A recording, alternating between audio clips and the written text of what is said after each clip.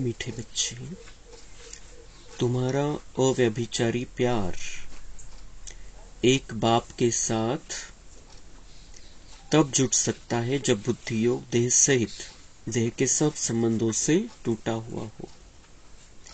प्रश्न, तुम बच्चों की रेस कौन सी है? उस रेस में आगे जाने का आधार क्या है? उत्तर है, तुम्हारी रेस है पास विथ ऑनर बनने की। इस रेस का आधार है बुद्धि योग। बुद्धि योग जितना बाप के साथ होगा उतना पाप कटेंगे और अटल अखंड सुख शांति में 21 जन्म का राज्य प्राप्त होगा।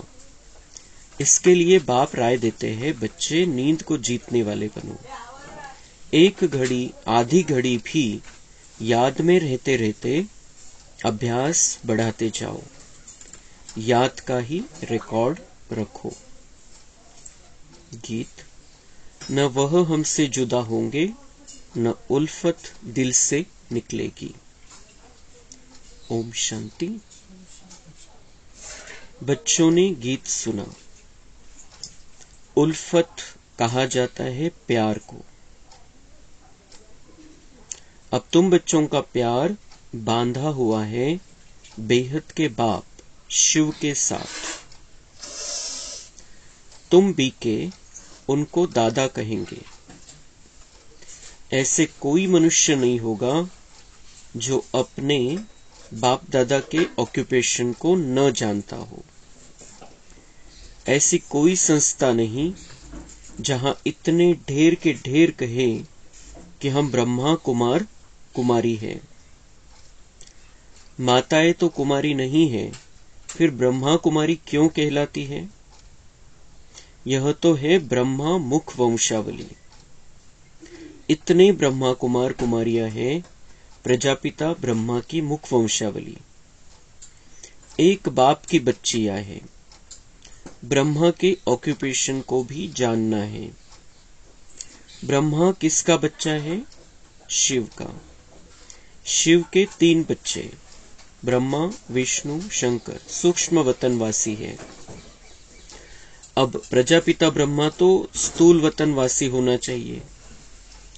इतने सब कहते हैं प्रजापिता ब्रह्मा के मुख वंशावली है। कुख वंशावली तो हो न सके।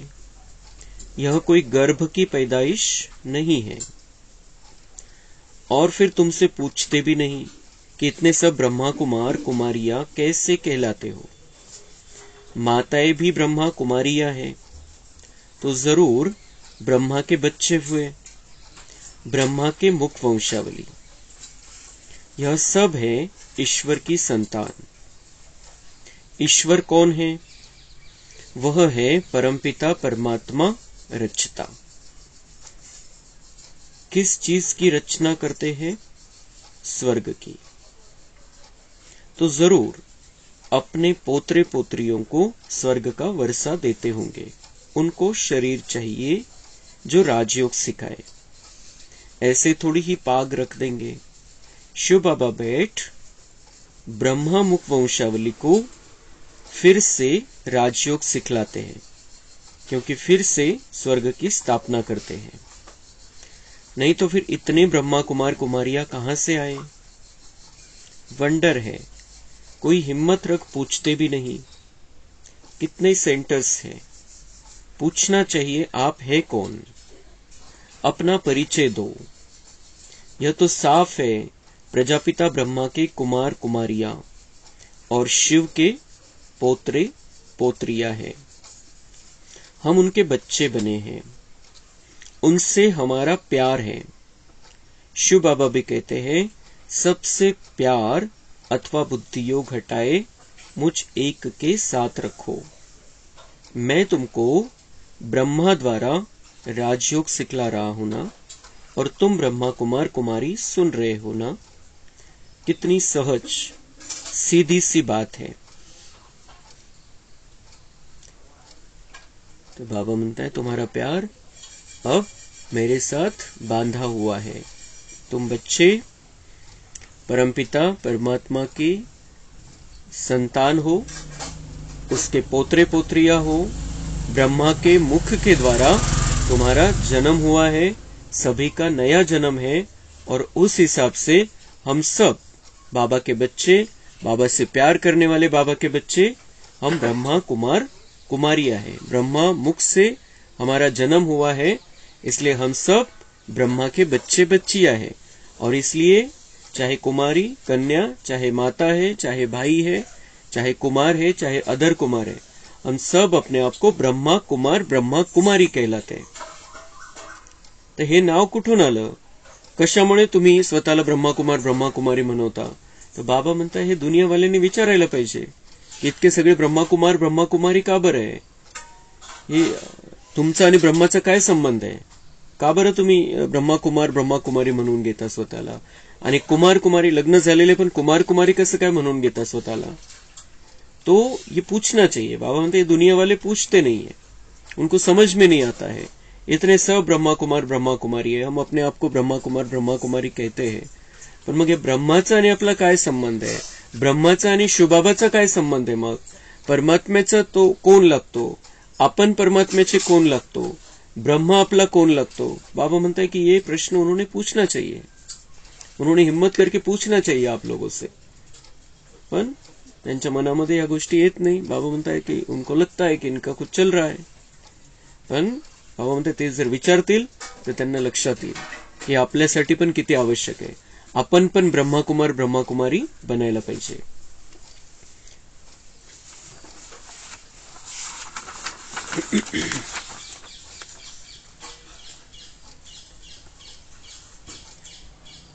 अब इन सभी के बुद्धि का योग उल्फत उनके साथ है. कहां भी जाता है उल्फत परमात्मा के साथ रखो. हम सबका बुद्धि योग यानी दिल का प्यार बाबा के साथ है.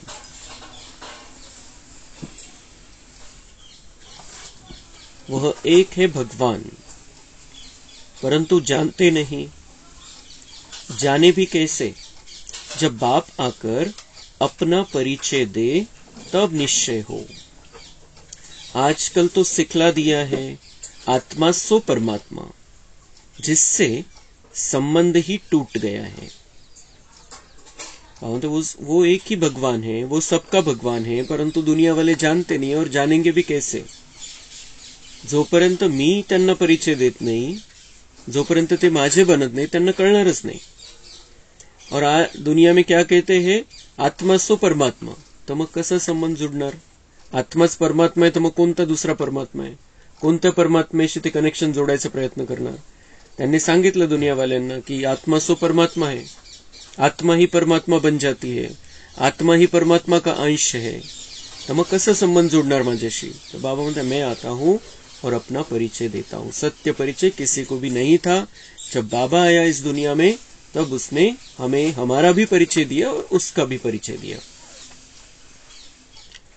अब तुम बच्चे वास्तव में सच्ची सच्ची सत्यनारायण की कथा सुनते हो.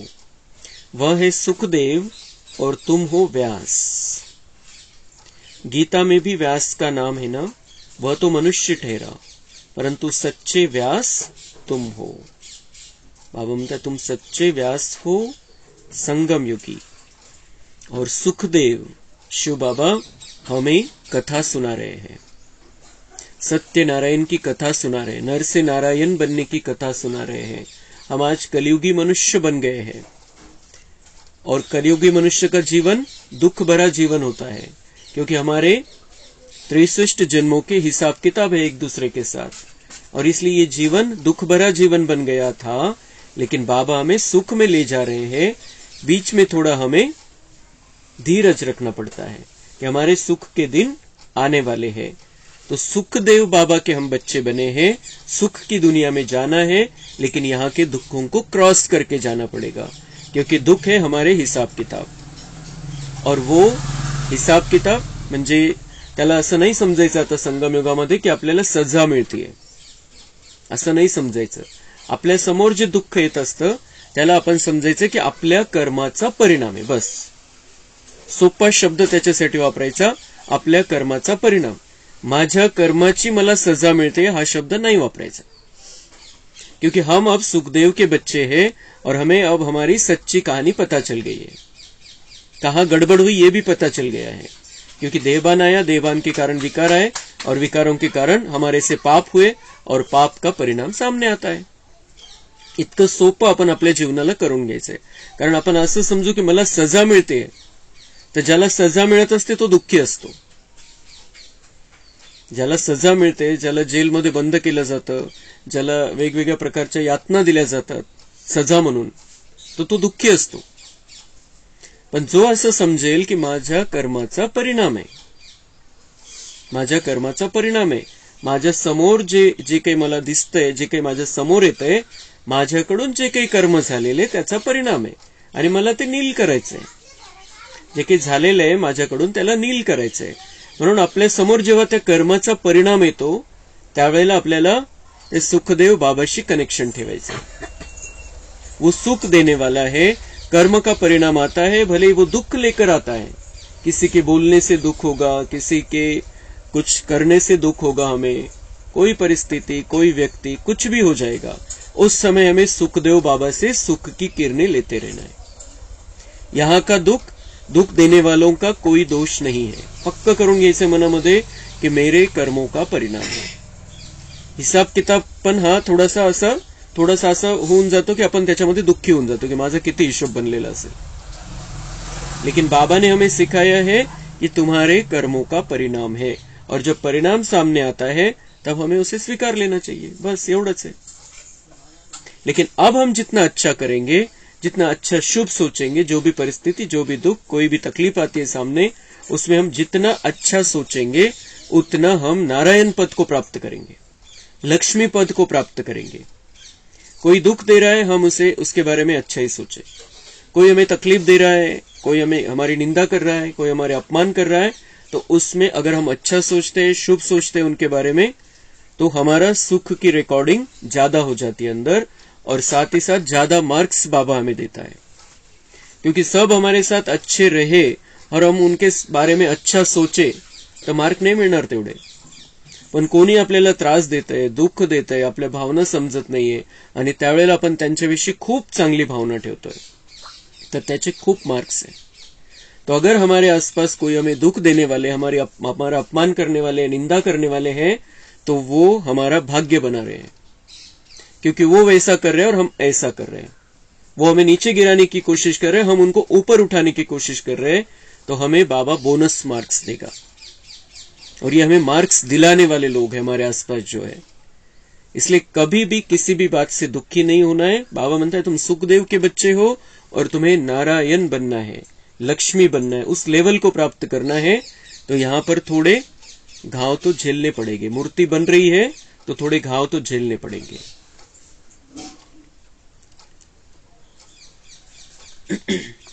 तुम वर्षा ले रहे हो दादे से. इस बाबा की प्रॉपर्टी नहीं है. स्वर्ग का रचता है शिव बाबा, न कि ब्रह्मा. तो बुद्धि योग एक शिव बाबा से होना चाहिए. बाबा म्हणता तुम्हें प्रॉपर्टी किसकी मिलनी है? शिव बाबा की मिलनी है. ब्रह्मा की कोई प्रॉपर्टी नहीं है. ब्रह्मा ने तो सब शिव बाबा को अर्पण कर दिया. तो ब्रह्मा का कुछ नहीं मिलना है. ब्रह्मा हमारे सामने बहुत बड़ा उदाहरण है और श्रेष्ठ नंबर 1 की आत्मा है, नंबर 1 का पुरुषार्थ करने वाली आत्मा है. लेकिन प्राप्ति हमें शिव बाबा से है. इसलिए हमारा बुद्धि योग शिव बाबा के साथ सदा होना चाहिए. ब्रह्मा मनुष्य सृष्टि का रचयिता है. ब्रह्मा मुख कमल से ब्राह्मण वर्ण रचा गया. तुम हो शिव के पोत्रे अर्थात ईश्वरीय संप्रदाय. बाप कहते हैं मुझ बेहद के बाप को जानने से तुम सब कुछ जान जाएंगे.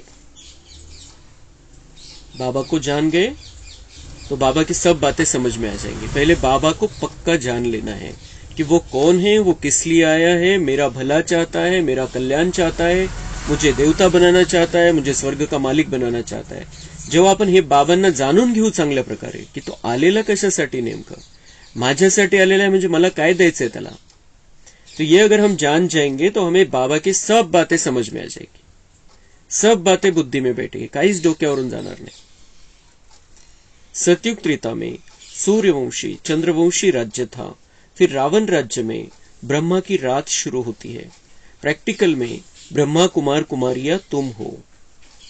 बाप कहते हैं, बच्चे यह पुरानी दुनिया विनाश होनी है, एक दिन इस भंबोर को आग लगेगी, सब खत्म हो जाएंगे, फिर मेरे से वर्षा तो पा नहीं सकेंगे। जब इस भंबोर को आग लगेगी, बाबा मतलब इस दुनिया में विनाश काल शुरू हो जाएगा, कोई मेरे से वर्षा पा नहीं सकेगा।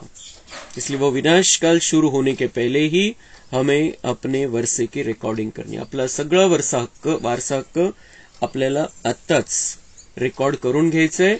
विनाश काळ कधीही सुरू होऊ शकतो। बाबा फिर मेरे से कोई वर्षा पा नहीं सकेगा। मैं आऊं तो जरूर शरीर का लोन लेना पड़े, मकान तो चाहिए ना। बाबा कितना अच्छा रमणीक रीति से समझाते हैं। तुम अब मेरे द्वारा सब कुछ जान गए हो। यह सृष्टि चक्र कैसे चलता है यह कोई को भी पता नहीं। 84 जन्म कौन लेते हैं? सब तो नहीं लेंगे, जरूर पहले आने वाले देवी देवता ही 84 जन्म लेंगे। अब उनको फिर से मैं राजयोग सिखाता हूँ। भारत को फिर से नरक से स्वर्ग बनाने मैं आता हूँ। इसको लिबरेट मैं करता हूँ, फिर गाइड बन वापिस भी ले जाता हूँ। मुझे ज्योति स्वरूप भी कहते हैं। ज्योति स्वरूप को भी आना पड़े। स्वयं कहते, बच्चे मैं तुम्हारा बाप हूं। मेरी ज्योति कभी बुझती नहीं है। बाबा म्हणते मैं तुम्हें लेने आया हूं। ये नरक बन गया है, इसलिए यहां कोई हम सुख की अपेक्षा नहीं कर सकते दुनिया वालों से। हम सुखदेव के बच्चे हैं तो बाबा से सुख लेना है। नरक बन गया है, बाबा अब स्वर्ग बनाने के लिए आया है। सिर्फ बीच में का टाइम इसलिए रहता है कि हमारे कर्मों का परिणाम हम चुकतू कर दे और साथ साथ हम स्वर्ग के लिए तैयार हो जाए, हम मूर्ति बनकर तैयार हो जाए, हम देवता बनकर तैयार हो जाए। इसलिए थोड़ा समय देता है बाबा हमें, नहीं तो आकर तुरंत लेकर चला जाता। लेकिन हमें वो बनाता है, तैयार करता है, हमारे संस्कार परिवर्तन कर देता है, और इसलिए ये समय देता है बीच का। लेकिन ये समय भी अब समाप्ति पर है। इसलिए अब बहुत अच्छी रीति से बाबा जो जो कहता है वो हमें करना है। बाबा ज्योति स्वरूप है और हम भी आत्माएं ज्योति स्वरूप है। बाबा की ज्योति सदा जागृत है, हमारी ज्योति बुझ जाती है, इस कारण पाप कर्म होते हैं। लेकिन बाबा ने अब हमारी ज्योति फिर से जागृत कर दी, हमें जागृति आ गई है, हम आत्मा फिर से उस स्थिति में पहुंच रहे हैं। वह स्टार है जो भ्रुकुटी के बीच रहते, बाकी सब आत्माएं एक शरीर छोड़ दूसरा लेती है। तो आत्मा रूपी स्टार में 84 जन्मों का पार्ट अविनाशी नूंदा हुआ है। आत्मा रूपी स्टार में 84 जन्मों का पार्ट अविनाशी नूंदा हुआ है। हर प्रत्येक आत्म्यामध्ये त्याचा त्याचा पार्ट नोंदला गेलेला आहे। प्रत्येक सेकंदाला तो काय करणार, काय बोलणार, काय विचार करणार, काय संकल्प त्याला येईल, हे सगळं रेकॉर्डिंग आहे। आणि हा ड्रामाचा धडा आपल्याला पक्का ठेवायचा है। हर आत्मा में अपनी अपनी रिकॉर्डिंग है। हम सिर्फ शुभ भावना रख सकते हैं, किसी के पार्ट के बारे में सोचना बिल्कुल नहीं है। बाबा कह रहे हैं कि 84 जन्मों का पार्ट अविनाशी नूंदा, जिसके 84 जन्म है उसमें 84 जन्मों का पार्ट है, जिसका एक जन्म है उसमें एक जन्म का पार्ट है। ज्याचा जेवढा पार्ट आहे तेवढं त्याच्यामध्ये नोंदलं गेलेलं आहे।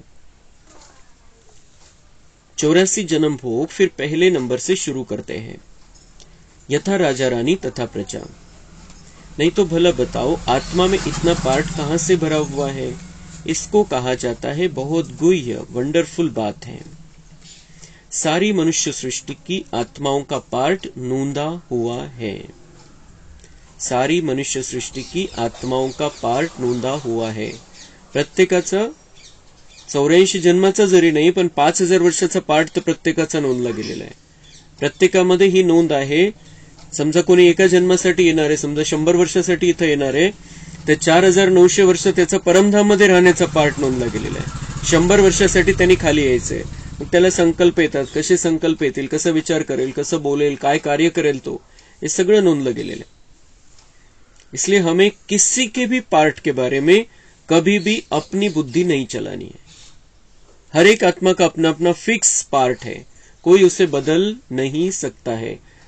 जो अब तक हुआ, आगे के लिए हम उसके लिए शुभ भावना रख सकते हैं, उसको सकाश दे सकते हैं, और जो भी बात हमें लगती है कुछ, बाबा को बता देना है और अपने आप को फ्री कर लेना है.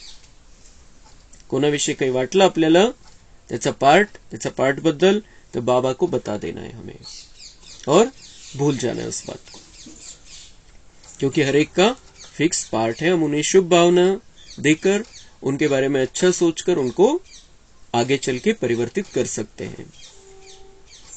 तो ये सारी वंडरफुल बातें बाबा हमें सुनाता है. सारी मनुष्य सृष्टि की आत्माओं का पार्ट नूंदा हुआ है. कहते हैं मेरे में यह पार्ट है, वह भी अविनाशी है, उसमें कोई अदली बदली नहीं हो सकती. बाबा के पार्ट में भी अदली बदली नहीं. भगवान भी अपना पार्ट नहीं बदलता है, तो मनुष्य आत्माओं का पार्ट बदलने का सवाल ही नहीं है. मेरे पार्ट को ब्रह्मा कुमार कुमारियां जानते हैं. पार्ट को बायोग्राफी कहा जाता है. प्रजापिता ब्रह्मा है तो जरूर जगदम्बा भी होगी. वह भी क्षुद्र से ब्राह्मण बनी है. तो तुम बच्चे जानते हो हमारी उल्फत बाप के साथ है, मतलब दिल का सच्चा प्यार बाबा के साथ है, और हमारा एक के ही साथ प्यार है. अव्यभिचारी प्यार होने में देरी नहीं लगती है. माया बिल्ली भी कम नहीं है. कई स्त्रियां होती है जिनकी आपस में ईर्ष्या हो जाती है. हम भी शिव बाबा से प्यार रखते हैं तो माया को ईर्ष्या हो जाती है, इसलिए तूफान लाती है. तो बाबा म्हणते अव्यभिचारी प्यार होने में वैसे तो देरी नहीं लगती. पता चल गया बाबा हमारे कल्याण के लिए इतनी सारी बातें समझा रहा है, हमारे लिए आया है, तो हमारा प्यार हो जाता है बाबा के साथ. हम बाबा को प्यार करने लगते हैं. लेकिन बाबा म्हणते माया बिल्ली भी कम नहीं है. वो जो हमारे अंदर के कमजोर संस्कार है वो भी कम नहीं है. वो भी क्या करते, बाबा म्हणताय ही जी माया तुमच्यामध्ये बसलेली आहे ती तुमची झालेली आहे, तुम्ही तिला आपलं बनवलंय, ती तुम्हाला बाबाचं बनवू देत नाही. उदाहरण काय दिलं बाबांनी, कई स्त्रिया होती जिनकी आपस में ईर्ष्या हो जाती है, एकमेकांविषयी जळतात. एखाद्याला 2-3 सुना असतील, एखादीला जास्त मान मिळत असेल, एखादी जास्त पुढे जात असेल तर दुसरीला ते सहन होत नाही. तो वो बाबा कह रहे कि उनके जैसे आपस में ईर्ष्या हो जाती है. दुसऱ्या महिलेला चालत नाही एका महिलेचं नाव होत असेल तर. तसं बाबा म्हणता ये माया भी ऐसी है, इसको चलता नहीं है, तुम बाबा को याद करते हो, उसको छोड़कर बाबा को याद करते हो, इसलिए वो तूफान लाती है. तो सावधान रहना है माया से हमको, कि माया ये प्रयत्न करेगी, लेकिन हमें बाबा से प्यार कम नहीं होने देना है. तुम गृहस्थ व्यवहार में रहते हो, सिर्फ तुम्हारा बुद्धि योग देह सहित देह के सब संबंधों से हटाए कहते मेरे को याद करो, मैं तुम्हारा मोस्ट बिलीवेड बाप हूं, मैं तुमको स्वर्ग का मालिक बनाऊंगा यदि मेरी श्रीमत पर चलेंगे तो. बाबा म्हणतात मैं तुमको स्वर्ग का मालिक बनाऊंगा, लेकिन अट काय बाबांची, मेरी श्रीमत पर चलो. मैं जो मत देता हूं उसमें अपनी मत मिक्स नहीं करो. मैं जो कहता हूं तुम्हें कैसा बोलना है, कैसा रहना है, कैसा चलना है, कैसे विचार करना है, कौन से नियमों में चलना है, उस पर चलो, मैं तुम्हें स्वर्ग का मालिक बना दूंगा.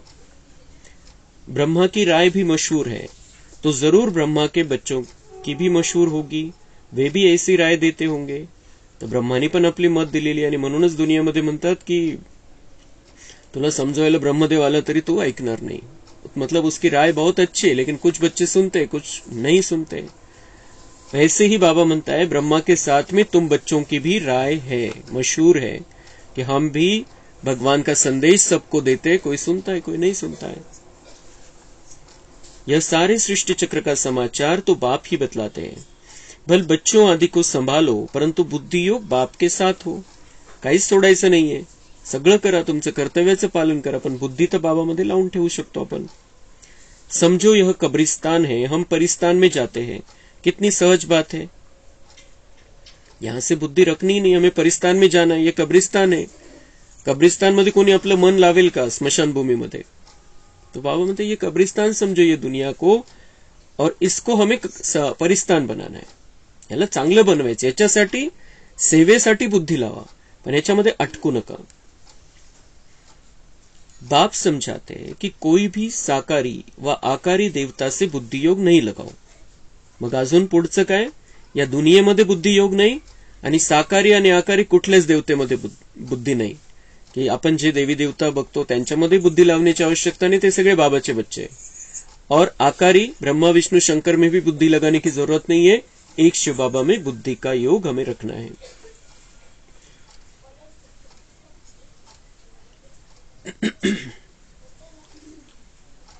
कहते हैं मामेकम याद करो और प्रतिज्ञा करो कि हम कामचिता से उतर ज्ञान चिता पर बैठेंगे, फिर तुम राज्य भाग्य ले लेंगे। कामचिता से उतर ज्ञान चिता पर बैठना है, जो शरीर का आकर्षण है उससे उतरकर ज्ञान चिता पर बैठ जाना है, देहभान को भूलना है, फिर तुम राज्य भाग्य ले लेंगे। अपने पास रिकॉर्ड रखो कि हम कितना समय ऐसे मोस्ट बिलीवेड बाप को याद करते हैं। बाप कहते हैं नींद को जीतने वाले बच्चे अब पुरुषार्थ करो। नींद को जीतने वाले बच्चे म्हणजे अमृत वेला करणारे बच्चे, अब पुरुषार्थ करो। अमृत वेला उठकर हमें बाबा को अच्छी रीति से याद करण्याची सेटिंग करायची दिवसभरासाठी। एक घड़ी आधी घड़ी शुरू करो, फिर धीरे धीरे बढ़ाते जाओ। थोडा थोडा वेळ अमृत वेला 4 ते 4:45 मध्ये बाबा म्हणताय की एक घडी आधी घडी सुरू करो। नाही कोणाकडून होत असेल तर 4:30 ला उठायला सुरू करायचं, 4:40 ला उठायचंय, मग हळूहळू हळूहळू त्याचं वेळ वाढवत चालायचंय। और दिन भर में भी एक घड़ी आधी घड़ी एक एक सेकंड मिळालं तर बाबांची आठवण। आत्मा यहां से गई बाबा के पास, बाबा से शक्ति ली, बाबा से शांति ली, नीचे आ गए अपना काम करने के लिए। तो एक घड़ी आधी घड़ी बाबा म्हणतात अशी प्रॅक्टिस करा, तर मग बिलकुल त्याचं ऑटोमॅटिक होऊन जाईल, तुमची बुद्धी ऑटोमॅटिक बाबाकडे जात राहील। मेरे से योग लगाएंगे तो पास विथ ऑनर हो जाएंगे। पहिले 8 मध्ये येऊ शकतो, पहिले 108 मध्ये येऊ शकतो, 16108 मध्ये पण येऊ शकतो। बाबा से योग लगाना पड़ेगा। यह रेस है बुद्धि की, समय लगता है, बुद्धि योग से ही पाप कटेंगे और फिर तुम अटल अखंड सुख शांति में 21 जन्म राज्य करेंगे। कल्प पहले भी किया था, अब फिर राज्य भाग्य लो। कल्प कल्प हम ही स्वर्ग बनाते राज्य करते हैं, फिर हमको ही माया नरकवासी बनाती है। बाप है स्वर्ग का रचयिता, हम उनके बच्चे हैं, तो फिर हम नरक में क्यों पड़े हैं? जरूर स्वर्ग में कभी थे, बाप ने तो स्वर्ग रचा है। ब्रह्मा कुमार कुमारियां हैं, सबको प्राणदान देने वाले। उनके प्राणों को कभी काल आकर बेकायदे अकाले नहीं ले जाएंगे। वहां अकाले मृत्यु होना असंभव है, वहां रोना भी होता नहीं। जिस दुनिया में हमें बाबा लेकर जा रहा है वहां काल आकर हमें बीच में ही खाएगा नहीं, अकाले मृत्यु नहीं होगी, असंभव है। वहां रोना भी नहीं है, 2500 साल तक हम रोना मुक्त हो जाएंगे। तुमने साक्षात्कार में देखा है कि श्री कृष्ण कैसे जन्म लेते हैं, एकदम बिजली चमक जाती है। सतयुग का फर्स्ट प्रिंस है ना जन्म, श्रीकृष्णाचा जन्म जो साक्षात्कार दादींनी वगैरे केलेला आहे, तर त्यावेळेला बिलकुल असं जसं काही विजा चमकताय असं एकदम प्रकाश झालेला आहे आणि मग ती आत्मा धरतीवरती पाऊल ठेवेल। श्रीकृष्णाची आत्मा पहिला राजकुमार जे 2036च्या शेवटी किंवा 2037च्या स्टार्टिंगला होणार आहे। श्रीकृष्ण है नंबर 1 सतो प्रधान, फिर सतो रजो तमो में आते हैं। जब तमो जड़जड़ीभूत शरीर होता है तो फिर एक शरीर छोड़ दूसरा ले लेते हैं। यह प्रैक्टिस यहां की जाती है। तिथं कसं होणार है कि शरीर अभी छोड़ना है, छोटा बच्चा बन जाना है, तो यहां ये प्रैक्टिस की जाती। मैं आत्मा हूं, शरीर अलग है, शरीरापासून न्यारं राहण्याची प्रॅक्टिस इथं जी होऊन जाईल आपली, त्याचा परिणाम नव्या दुनियेमध्ये असा होईल की आपण आपल्या मनाने शरीर सोडू 150 वर्ष झाल्यानंतर। बाबा हम आपके पास आते हैं, फिर वहां से हम स्वर्ग में जाकर नया शरीर लेंगे।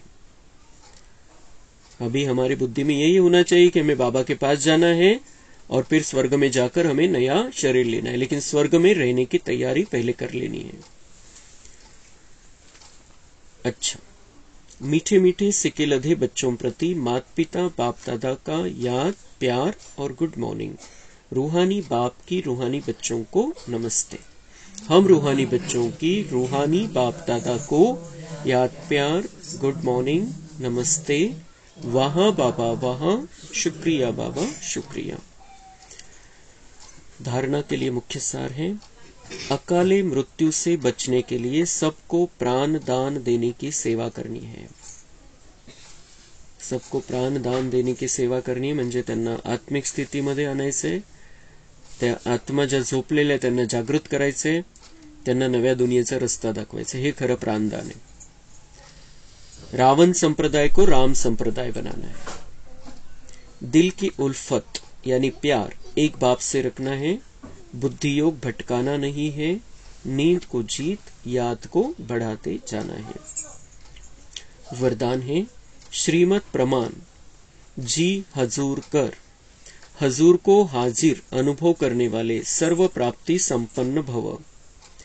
जो हर बात में बाप की श्रीमत प्रमाण जी हजूर करते हैं, तो बच्चों का जी हजूर करना और बाप का बच्चों के आगे हाजिर हजूर होना। जब हजूर हाजिर हो गया तो किसी भी बात की कमी नहीं रहेगी, सदा संपन्न हो जाएंगे। दाता और भाग्य विधाता दोनों की प्राप्तियों के भाग्य का सितारा मस्तक पर चमकने लगेगा। तर बाबा म्हणते मी जे म्हणतोय त्याला तुम्ही यस करा, ते करत चला, तर मी पण तुमच्यासाठी सदा हजर आहे। और बाबा हाजिर हो गया तो फिर हमें किस बात की कमी महसूस ही नहीं होगी। सदा हम संपन्न अनुभव करेंगे, सुख शांति प्रेम आनंद से भरपूर अनुभव करेंगे, लेकिन उसके लिए बाबा के कहने पर चलना पड़ेगा पूरी रीति से। और दाता और भाग्य विधाता दोनों के प्राप्तियों के भाग्य का सितारा मस्तक पर चमकने लगेगा।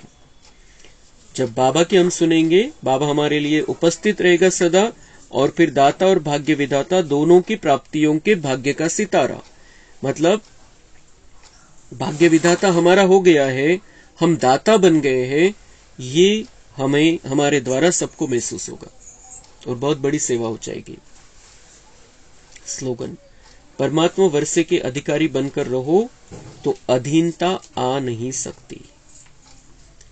जो आपण हे बुद्धीमध्ये ठेवू की परमेश्वराचा ईश्वरीय वारसा हक्क जो आहे त्याच्यावरती माझा अधिकार आहे, मी अधिकारी बच्चा आहे, मी मालक आहे, त्या वर्षाचा मालक आहे, तो अधीनता आ नाही सकते। आपण कोणत्याही विकाराचे गुलाम नाही बनणार, कोणत्याही परिस्थितीचे गुलाम नाही बनणार, मन बुद्धीचे गुलाम नाही बनणार, आपण मालक बनून राहू।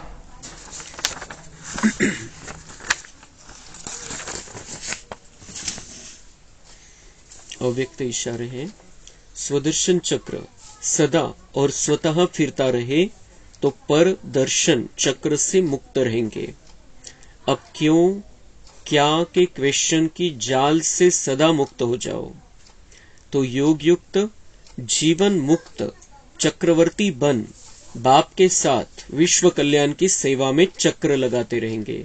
एक स्वदर्शन चक्र अनेक व्यर्थ चक्रों को खत्म करने वाला है। 4 प्रकारचे चक्र बाबा सांगताय, स्वदर्शन चक्र, परदर्शन चक्र, विश्व कल्याण की सेवा का चक्र और व्यर्थ का चक्र।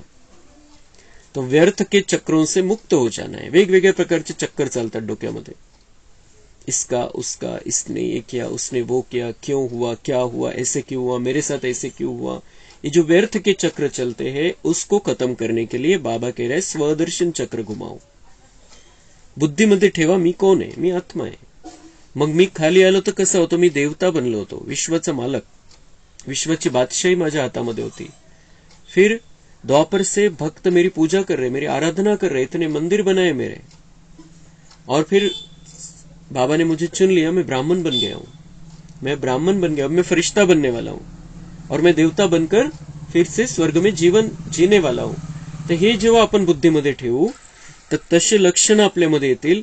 आपण दुसऱ्यांना नाही बघणार, स्वतःची चेकिंग करत राहू आणि स्वतःला त्या स्थितीमध्ये पुन्हा घेऊन जायचं आपल्याला।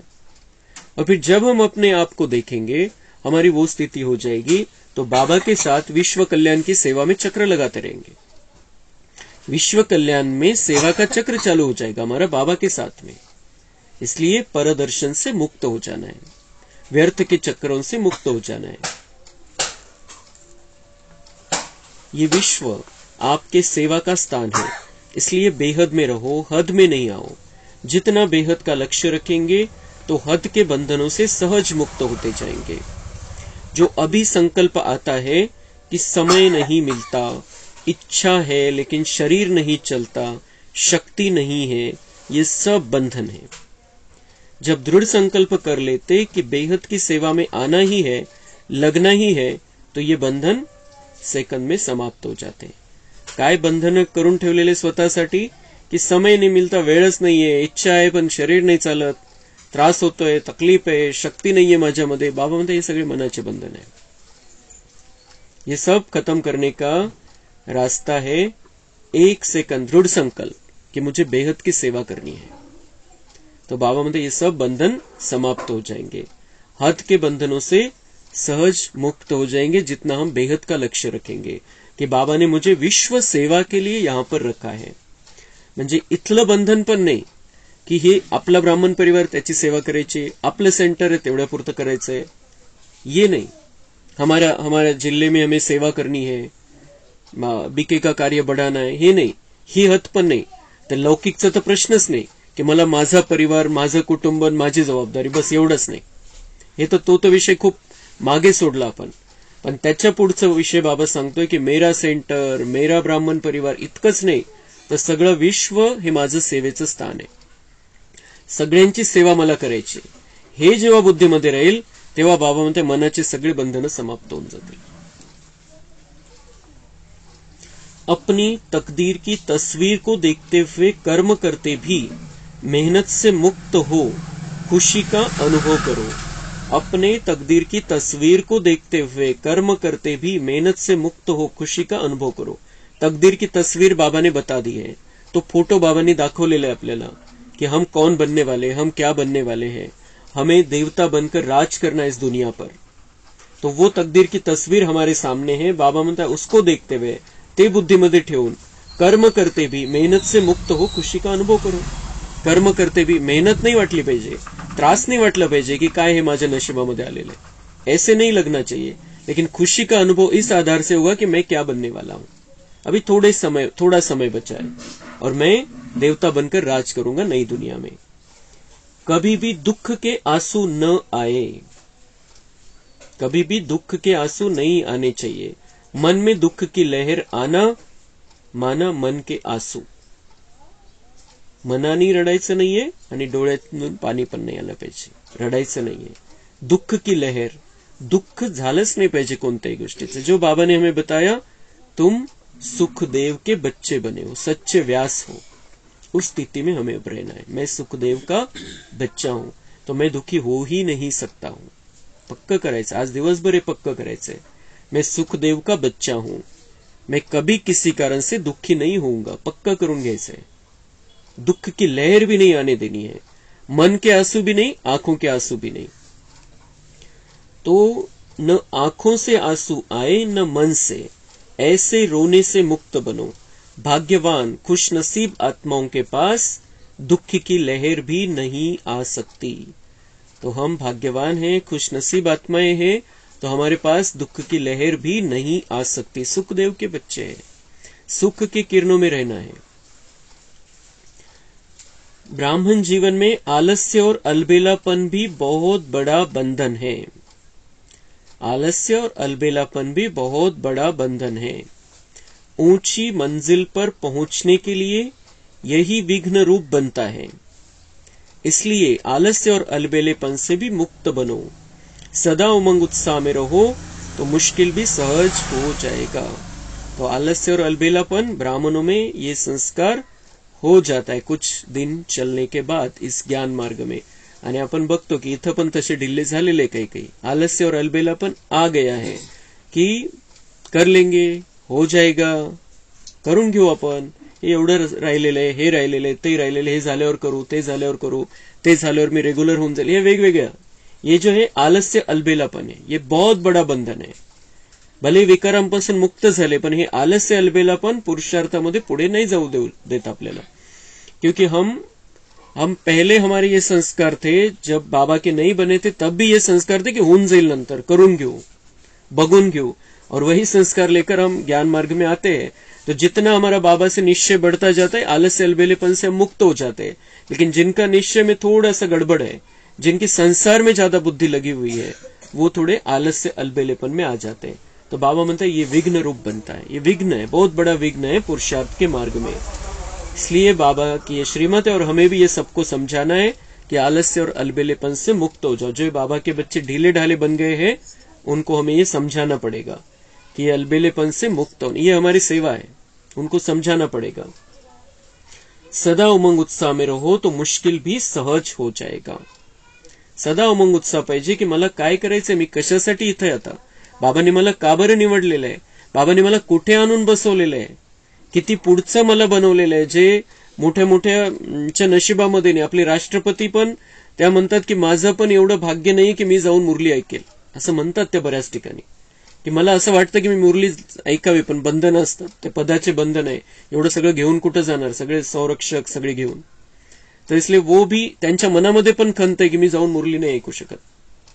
तो हम कितने बड़े, बाबा ने हमको कितना ऊंचे स्थान पर बिठाया है कि हम उसके महावाक्य सुन सकते हैं, उसके बनकर रह सकते हैं.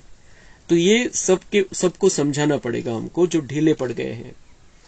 और जितना वो मुरली को महत्व देंगे उतना फिर उनके जीवन की मुश्किल समय में वो स्थिर रह सकेंगे, क्योंकि बाबा से योग रहेगा, धारणा होगी, सेवाएं भी करते रहेंगे.